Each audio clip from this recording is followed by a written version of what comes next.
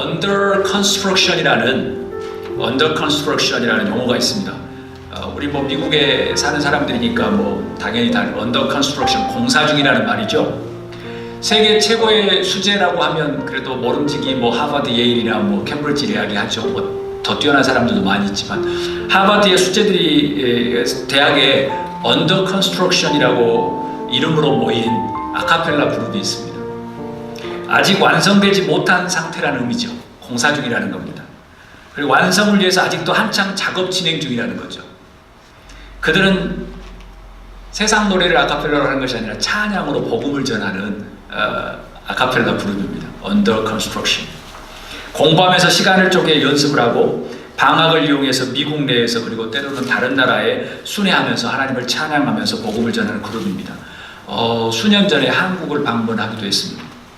얼어붙은 남북관계에 평화가 찾아오기를 바라는 마음으로 휴전선 근처의 교회하고 세텀이라고 하는 것은 북한의 사람들이 와서 여기서 지금 터를 잡고 열심히 살아가는 그런 교회와 탈북자들을 돕는 몇몇 교회에서 공연을 하고 했죠. 이들이 자신들의 그룹을 공사 중이라고 붙인 것은 하나님께서도 지금 자신들에게 새롭게 만들어가는 중이라는 것을 고백하는 거예요. 이들 멤버가 총 16명입니다. 이 16명이 주님을 만난 감격의 그 간증을 담아서 나의 자랑은 하버드가 아니라 하나님입니다 라는 책을 출판했어요. 나의 자랑은 하버드가 아니라 하나님입니다. 하버드에 들어간 것이 최고의 영광인 줄 알았는데 그들은 내가 정말 자랑스럽게 여기는 것은 주님뿐이라고 간증하는 겁니다. 사랑하는 여러분, 여러분에게 주님은 어떤 분이십니까?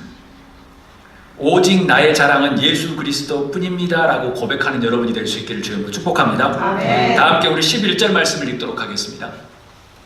다 함께 읽습니다. 보십시오. 내가 여러분에게 직접 이렇게 큰 글자로 적습니다.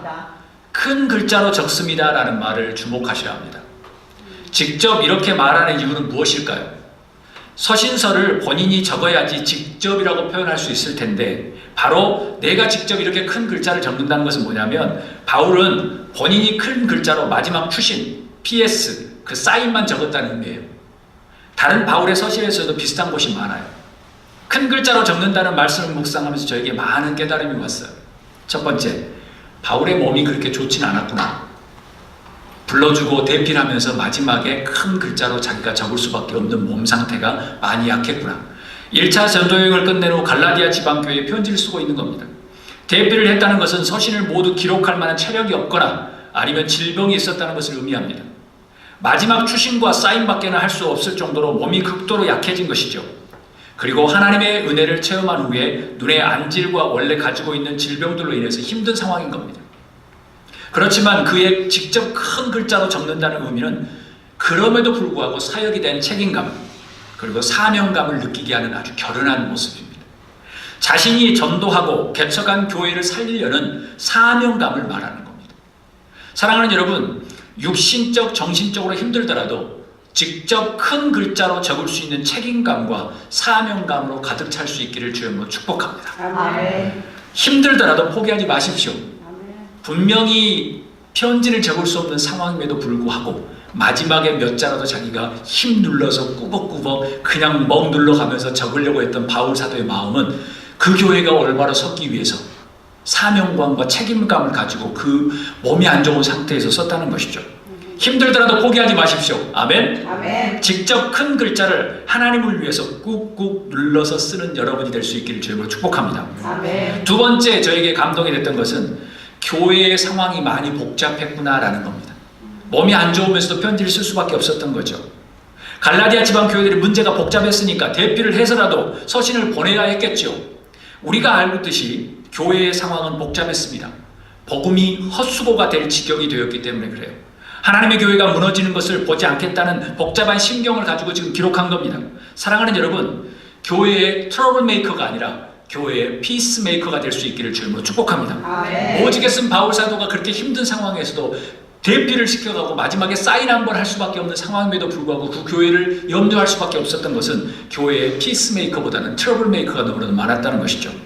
세 번째 저에게 또 감동을 주는 것은 이겁니다. 바울 사도의 그 복음에 대한 열정. 이 갈라디아서는 가짜 복음이냐, 유사 복음이냐, 복음이냐는 거예요. 지금도 미국과 한국에 유사 복음이 너무나도 많아요. 그래서 이미 학문적으로 번영 신학이라고 이야기해요. 날마다 복 이야기만 하는 거죠. 심리학 이야기만 하고. 제가 그거 전공인데도 제가 보고 있으면 무서워요.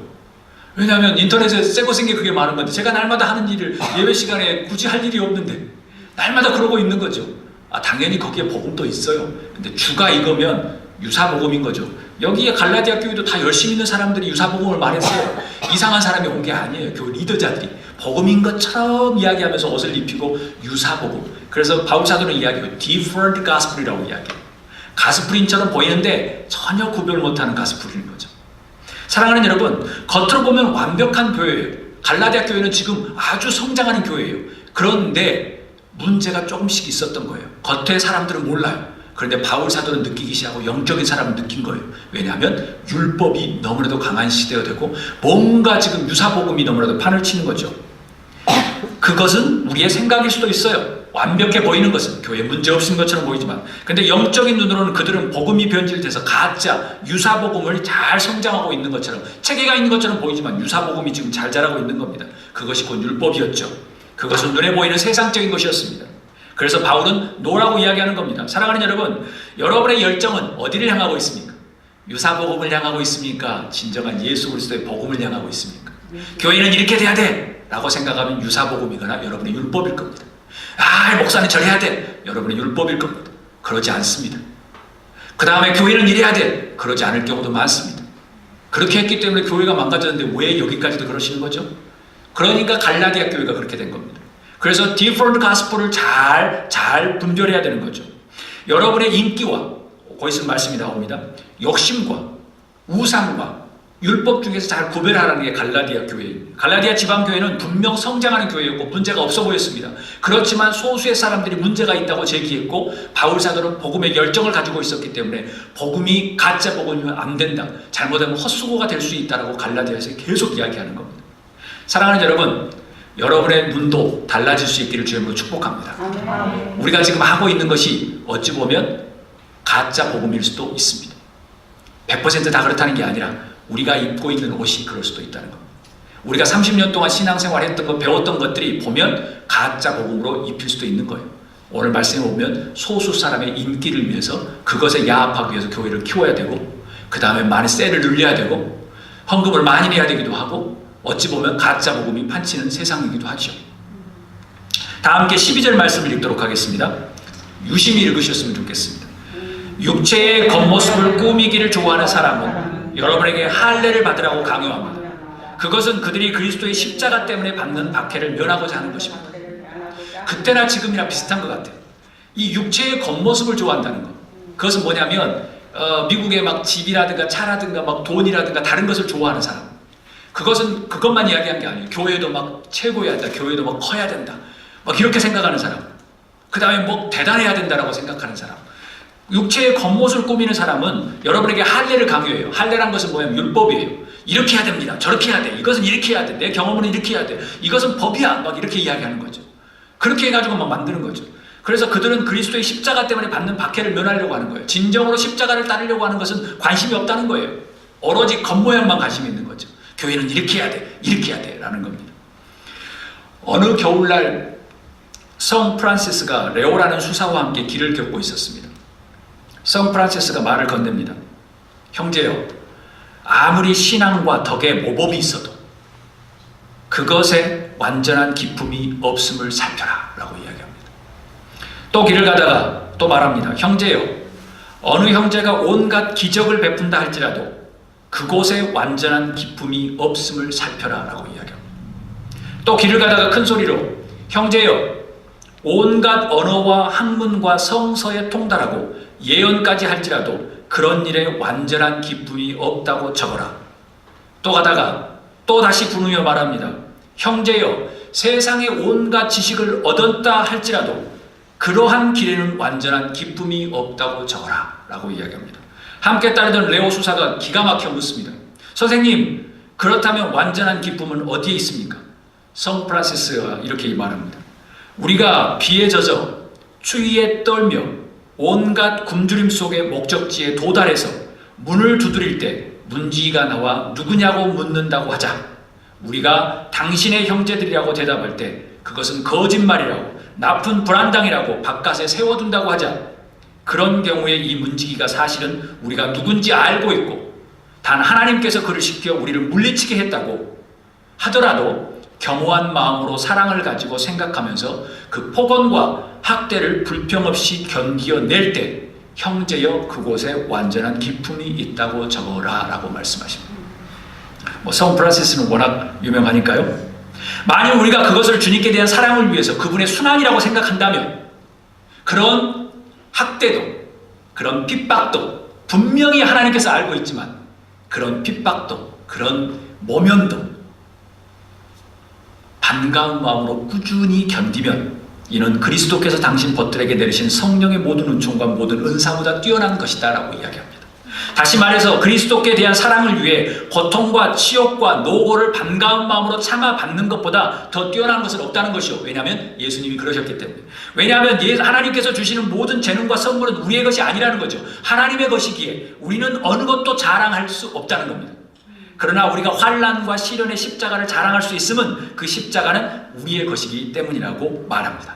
사랑하는 여러분, 사람은 성공하게 되면은요, 그 올라선 위치에서 다시 내려가지 않습니다. 참 신기해요. 저는 아내하고 그런 말을 많이 해요. 사람들이 차를 크게 타잖아요. 그러면 차를 작게 내려오려고 하질 않아요.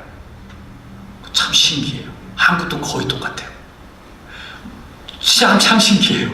집을 크게 가잖아요. 그런데 죽더라도 그 집을 그대로 가지고 있어요. 집을 작게 오려고 생각하지 않아요. 중세교회가 분명히 실패의 길을 걷게 된 것 또한 올라선 위치가 너무나 대단하거든요. 교황이 그냥 왕보다 더 힘이 있었으니까 그 위치에서 내려오지 못했기 때문이에요. 그러니까 교회는 높여야 한다고 막 금을 막 바른 거예요. 그러니까 이상하게 요즘 시대에 이상하게 100년 전에는 교회가 큰 교회가 없었는데 갑자기 우리나라에 큰 교회가 생기면서 막 이상하게 미국도 큰 교회가 생기기 시작하고 이 새로운 거예요. 100년 전에는 없었어요, 이게. 우리나라가 처음에 시작한 것부터 이제 이상하게 된 거죠. 갈라디아 교회는 분명히 성장하는 교회예요. 그들은 잘 만든 조직의 성공을 위해서 율법이라는 틀을 사용하기 시작해요, 이제. 왜냐하면 첫사랑이 식었으니까. 그들은 바울사도의 편지가 기분 나쁠 거예요. 내려가기 싫거든요. 우리를 무시하는 것이다. 이 나이 드신 분이 이제 그냥 움직이지도 못하면서 힘든 사람이 왜 편지 적어가지고 난리야? 우리는 하나님의 교회야. 좀 잘 돌아가고 있는데 왜 그러는 거야? 무슨 우리에게 감나라 배나라 하는가? 라고 생각했겠지요.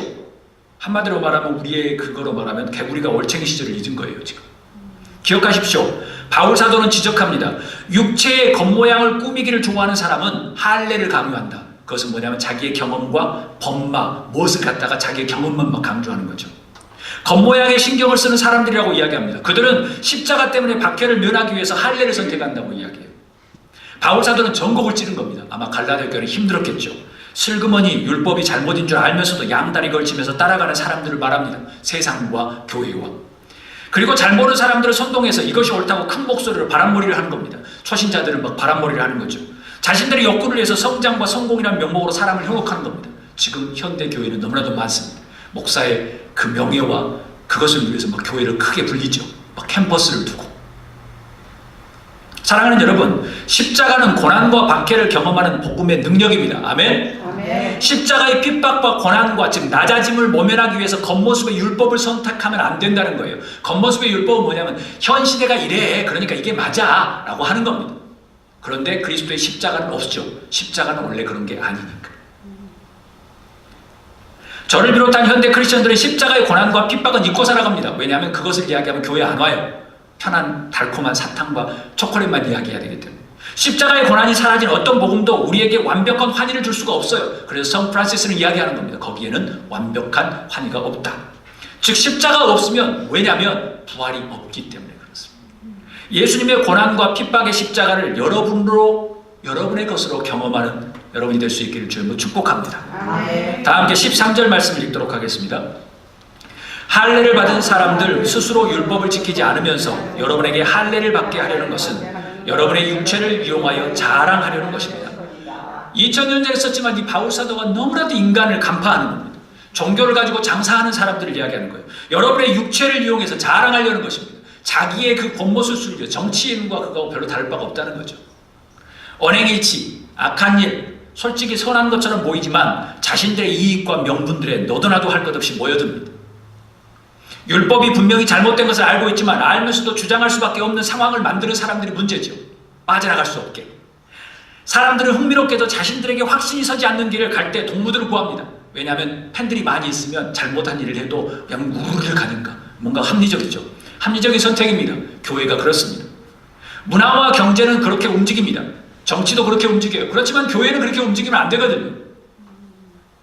그래서 사람들이 세력을 만듭니다. 그리고 세력이라 하면 큰 개념처럼 보이지만 이거예요. 그렇게 생각하지? 그런 거야. 나랑 같이 가. 너도 그렇게 생각하지? 그 절대 아니야. 그럴 수 있는 거야. 하면서 세력을 만들죠. 그렇게 물어붙입니다. 그럼 듣고 있는 사람들은 어떤 기분이 엄습하게 되겠죠? 어떨까요? 듣는 사람들은 그 길이 옳은 길처럼 따라가면서 조금 불안합니다. 그렇지만 군중심리에 의해서 따라가죠. 이것이 댐에 바늘 같은 구멍을 내고 나중에는 댐이 무너지는 겁니다. 그래서 교회가 망하는 것이죠. 여러분의 육체를 이용해서 자랑하려고 합니다. 소수의 리더자들, 저를 비롯해서 리더자들이 자기의 육체를 이용해서 사람들이 육체를 이용해서 자랑하는 거죠. 그래서 교회가 무너지고, 그래서 교회가 커지고, 나중에 세력을 얻고, 그러다가 무너지고, 그러는 것이죠. 이것이 사탄이 우리를 유혹하는 겁니다. 사탄은 포장과 인테리어 전문입니다. 교회를 높은 걸 사야 돼. 피아노도 비싼 것을 써야 돼. 교회는 자재가 아주 대단해야 돼. 의자도 비싼 것을 써야 돼. 그러게 그것이 맞은가 봐. 뭔가 구린 것 같으면서 따라갔죠. 아, 그것이 맞대. 아, 그것이 맞아. 누가 봤대. 아닌 것 같으면서도 머리를 긁으면서 그거를 가고 있는 것이 인간입니다. 그렇기 때문에 속이는 사람이 생긴 거죠. 속는 사람도 생기고. 역사는 이런 상황을 증거합니다. 역사는 이것으로 뭉쳐진 게 역사예요. 교회 역사도 그렇습니다. 분명히 악한 길인데도 무엇인가 맞은 것라는 명분 아래서 억지로 그냥 따라가는 것이죠. 가족도 똑같습니다. 부모님의 단점을 극복하려고 하지만 끝내 극복하지 못하고 부모님의 인생을 그대로 답습하려 살아가는 게 심리학적으로 그들의 인생입니다. 사랑하는 여러분, 다음 주면 갈라디아서가 마지막입니다. 그래서 제가 장황하게 말씀드리는 겁니다. 사랑하는 여러분, 믿음은 상처와 성품과 감정의 전통과 율법을 극복하는 거예요. 그래야지 미래를 바라볼 수 있기 때문에. 그런데 갈라디아에 있는 리더들은 지금 과거로 다시 가려고 하는 거예요. 내가 보니까 옛날 것이 맞아 라고 가는 겁니다. 세상 것이 맞아, 헬라 것이 맞아 라고 가는 거예요. 그런데 믿음은 전혀 아닌 거예요. 믿음은 십자가에서 죽고 미래를 바라보는 부활인 거예요. 그래서 이야기하는 겁니다. 제가 적습니다. 믿음은 상처와 성품과 감정의 전통, 예전의 것을, 그 율법을 극복하는 게 믿음인 거예요. 극복하지 않고 그대로 가지고 있으면서 믿음을 가지고 있다는 것은 솔직히 말씀드리지만 믿음이 아닌 것이죠. 그래서 바울 사도는 가짜 복음이고 가짜 믿음이고 헛수고가 된다고 말씀합니다. 사람들은 육체를 자랑하지만 중심의 공허함을 채울 수 없습니다. 그것을 채울 수 있는 유일한 분은 하나님이십니다. 아멘. 그분이 여러분과 저를 만드셨어요. 여러분이 경험할 수 없는 것은 자신과 타인에게도 자랑의 대상도 가르침의 대상도 돼서는 안 된다는 교훈을 얻습니다. 저에게 이야기하는 겁니다. 내가 하지 못할 것을 하지 말라는 거예요. 그런데 수많은 종교의 리더자들은 자기는 안 하면서 많이 시키죠. 막 많이 시키죠. 왜냐하면 막 교회가 번성해가고 막 좋아야 되니까. 또한 십자가와 부활을 배제한 어떠한 성공과 복과 번영과 화려함도 믿지 마십시오. 십자가가 빠지거나 부활이 빠진 것은 다 가짜 복음일 가능성이 많습니다. 무엇이 가짜인지 저는 모릅니다. 그렇지만 그 사람들의 언어와 어디에 모임의 언어가 만약 예수 그리스도가 빠져 있다고 하면 그것은 우리는 당연히 가짜 복음이겠죠. 어떤 사람들이 그것을 이용하여 자랑하려고 하기 때문에 그렇습니다. 다 함께 우리 14절 말씀을 읽도록 하겠습니다. 그런데 내게는 우리 주 예수 그리스도의 십자가밖에는 자랑할 것이 아무것도 없습니다. 그리스도로 말미암아 내 쪽에서 보면 세상이 죽었고 세상 쪽에서 보면 내가 죽었습니다. 저는 바울 사도의 말을 들으면 정말 막 감동을 받아요. 철학적인 말들이 너무나도 좋아요. 우리의 오직 자랑은 십자가밖에는 없다고 이야기합니다. 왜 사람들은 바울 신학을 따라간다고 이야기하면서 왜 그들의 입에는 십자가가 없죠? 간혹 사용하면 자기들의 성공을 위해서 사용하는 언어로 사용하지. 십자가를 따르라고 해놓고 자기는 따르지 않죠. 십자가는 겸손과 온유, 순종과 침묵의 상징입니다. 그러니까 십자가를 이양해놓고 막 쇼하듯이 하면 그 십자가가 아닌 것이죠. 막힌 담을 허는 평화의 상징인 거예요. 십자가를 이야기해놓고 싸운다 그러면 그건 문제인 거죠. 십자가는 평화의 상징인데 끊어진 하나님과의 관계를 회복하는 거죠. 그러니까 십자가를 이야기하고 부활을 이야기하면서 하나님과의 관계를 멀어지고 기도를 안 하고 말씀을 안 본다. 그것도 심각한 문제가 되겠죠. 바쁘다. 무너진 하나님과 이웃의 다리와 터널을 다시 회복하는 것이 십자가입니다. 이 십자가가 밖에는 자랑할 것이 아무것도 없다고 말하는 것이 바울의 신학이고 바울의 이 신약성서의 3분의 1을 차지하는 말씀입니다. 사랑하는 여러분, 여러분의 자랑이 십자가의 부활, 십자가의 신앙이 될 수 있기를 주님으로 축복합니다. 아멘. 사랑하는 여러분, 여러분에게 지금 삶 속에서 어떤 불만 그리고 어떤 문제가 여러분을 꽉 잡고 있습니까? 어떤 것 때문에 답답하십니까? 경제적으로 자녀들의 관계들이 막막한 문제들이 있습니까? 원하기는 십자가의 사랑과 십자가의 부활을 회복할 수 있기를 주님으로 축복합니다. 아멘. 왜냐하면 십자가는 막힌 담을 헐기 때문에, 세상의 논리가 아니기 때문에. 여러분에게 십자가 이외에는 자랑할 것이 생기기 시작하면 여러분에게는 지금 세상의 논리가 여러분을 지배하고 있는 겁니다. 우리의 당뇨도 저에게도 똑같습니다. 그리고 세상 쪽에서 보면 여러분은 십자가에 죽은 것이 아니라 세상에 속한 것이 되는 겁니다. 오늘 바울 사도의 이야기입니다. 사탄의 친구가 되고 있는 겁니다. 겉으로는 그냥 교회에 모임이 있지만 십자가는 죽음이며 부활의 승리입니다. 바울 사도가 답을 말합니다. 예수님 때문에 내 쪽에서 보면 세상이 죽었고 세상 쪽에서 보면 내가 죽었다. 나의 자존심과 나의 고집과 경험이 세상을 향하여서 죽으면 무시당하는 것이 아니고 더 존귀하게 십자가에서 사는 것이라는 거예요. 왜 예수님은 무시와 비방과 욕을 먹으면서 침을 맞으면서 조롱과 비난을 받으며 십자가를 여러분과 저를 위해서 지셨을까요? 죽으셨을까요? 왜냐하면 죽음이 없으면 부활의 능력이 없기 때문에 그렇습니다. 그래서 바울 사도가 세상이 보기에 나는 죽었고 세상의 커뮤니티에 안 속한다는 거예요. 세상 속에 있지만, 그리고 내가 세상을 향해서 죽었다는 것은 단절이라는 거죠. 나는 십자가 안에서 살겠다는 것을 이야기합니다. 저는 이 어느 순간에 십자가의 영광만을 바라보며 억지로 우기고 있을 수도 있습니다. 저의 이야기입니다. 그렇지만 저의 삶은 십자가를 따라가지 않다고 하면 저의 자랑과 저의 영광을 위해서 제가 여러분을 이용하고 있는 겁니다. 그런 사람들이 많이 있습니다. 이것이 맞다고, 이것이 옳은 것이라고 십자가의 죽음을 내 자신과 세상을 향하여 경험하지 않으면, 말은 그럴듯하게 하면서 십자가를 제대로 경험하지 않으면 우리는 여전히 겉모습과 그리고 외모와 사이즈와 체면을 신경 써야 하는 율법의 종인 겁니다. 전혀 복음의 종이 아니라는 것이죠. 언더 컨스트럭션의 하버드생들을 기억하십시오. 바울을 기억하십시오. 대단한 자존심과 교만을 가진 만한 하버드생들이고 가말리알 학파의 후예였지만 바울 사도는 그들은 이 모든 것을 배설물로 여겼다고 이야기합니다. 그 배설물로 여기는 능력과 은혜가 예수 그리스도의 십자가에 있다고 고백하는 겁니다. 그렇기 때문에 우리도 지금 이 시간 주님 앞에 나왔습니다. 시골 어느 마을에 홀 어머니는 낮에는 양계장에서 일을 하고 밤에는 삭바늘을 하면서 하나밖에 없는 아들을 공부시키며 살림을 꾸려갔습니다. 어려운 생활 가운데서 열심히 공부한 아이는 고등학교를 수석으로 졸업합니다. 아들의 졸업식을 앞두고 어머니는 졸업식 날 입고 갈 옷 때문에 심히 걱정합니다. 다 해진 옷 누더기 같은 옷 때문에 아들이 부끄러워하진 않을까 괴로워합니다. 어머니는 졸업식 날 가지 않으면 안 되겠냐고 물었지만 아들은 어머니가 없는 졸업식은 무슨 의미가 있겠습니까? 라며 졸업식에 꼭 참석해달라고 말합니다. 아들의 간청으로 어머니는 졸업식장에 갔지만 한쪽 귀퉁이에서 있었습니다. 아들은 학생 대표로 졸업연설을 하고 수석상으로 대통령의 이름이 새겨진 금메달을 받습니다. 사람들의 박수를 받는 그는 단상에서 내려와 한쪽 구석에 허름한 누더기 옷을 입고 있는 어머니에게 달려가서 자신의 목에 걸었던 메달을 어머니에게 줍니다. 그리고 이야기합니다. 어머니가 아니었으면 제가 어떻게 오늘의 이 영광을 누릴 수 있었겠습니까? 이 메달은 어머니의 것입니다 라고 이야기합니다. 그 사람은 다름 아닌 윌슨 대통령입니다.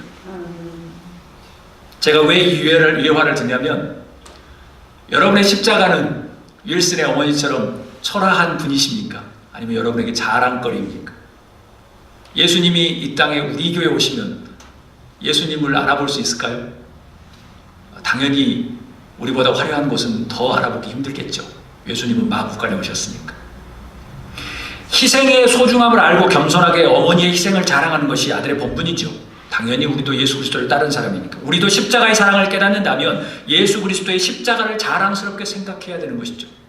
근데 예수 그리스도의 십자가는 영광이 아니었어요. 초라하게 침뱉음을 당하고 창에 옆구리를 당하고 아주 모면한 역적의 십자가였죠. 십자가를 잘못 알면 이상하게 되는 것이죠. 바울 사도의 고백처럼 오직 자랑은 십자가의 은혜라는 것, 그게 오늘 갈라디아서의 마지막에 결론에 가까운 겁니다. 십자가 이외에는 모두 배설물로 여기겠다는 거예요. 하나님께서 저에게 물으십니다. 이 목사, 혹시 이제 나의 십자가가 너에게 창피한 존재가 되지는 않니? 라고 저에게 묻고 있습니다. 아닙니다. 저에게 자랑입니다. 라고 말하고 싶습니다. 그렇게 대답하고 싶습니다. 그렇지만 대답을 100% 할 수 있을지 없을지 저도 의문입니다. 노력하고 있는 중입니다. 사랑하는 여러분, 여러분은 어떠십니까? 말씀을 마칩니다. 갈라디아는 가짜 복음과 진짜 복음, 그리고 신앙과 일 중심, 나 바빠 날마다 바쁜 것만 열심히 살았습니다. 율법과 은혜, 그리고 자유와 형식, 그리고 자녀와 종, 성령의 열매와 육신의 소망, 그런 대립되는 개념 속에서 지금 갈라디아 교회는 힘들어 있었습니다. 나의 의를 위해서 무엇을 한다면 그것은 십자가 사건이 헛수고가 됩니다. 목사의 자랑을 위하거나 내 어떤 욕심을 위하거나 그러면 십자가는 헛수고가 되는 겁니다. 내가 누군데, 내가 무엇을 했는데 라는 말이 많아지면 헛수고가 되는 것이죠. 내 안에 세상이 죽었거나 세상 안에 내가 죽지 않고 나의 고집과 나의 의를 위해서 예수님을 이용하는 사람들이 교회에 너무나도 많습니다. 왜냐하면 죽음을 면하기 위한 슬며시 들어온 세상의 양다리 전법이죠. 십자가는 싫은 겁니다. 십자가 지기는 싫은 거죠. 번영과 성공만을 좋아하는 겁니다. 복 이야기하면 좋은 거죠. 가문이 영광을 누릴 것이다, 복을 받을 것이다 하면 좋은 것이죠. 그렇지만 십자가 지라는 것은 싫은 겁니다. 이미 높아졌기에 다시 내려가기 싫은 겁니다. 예수님이 십자가에 돌아가셨다는 게 싫은 거예요. 사이즈를 줄인다는 것은 힘든 겁니다. 바울은 지적합니다. 오직 자랑은 십자가밖에 없다고 이야기합니다. 겉모습에 빠지지 말라는 거예요. 그것이 여러분을 멸망으로 인도할 것이기 때문에 그렇습니다. 사랑하는 여러분, 오늘 수요 예배 오신 여러분을 진심으로 환영합니다. 아멘. 제가 주일날 이런 설교를 하기는 쉽지 않을 겁니다. 그렇지만 이 설교가 여러분에게는 엄청나게 쓰지만 약이 될 겁니다. 아멘. 왜냐하면 십자가 없이는 구원을 받을 수 없으니까. 십자가 없이는 부활도 없으니까. 가짜 복음 안에 우리도 놀아날 수도 있기 때문에 저도 긴장할 정도로 유사 복음이 너무나도 많기에. 사랑하는 여러분, 여러분의 오직 자랑이 여러분의 집이 아니라, 여러분의 차가 아니라, 여러분의 자녀가 아니라, 여러분의 학력과 여러분의 돈이 아니라 예수 그리스도의 십자가의 사랑과 부활이 될 수 있기를 주님으로 축복합니다. 간절히 부탁합니다. 이 시간 다 함께 이 말씀을 생각하면서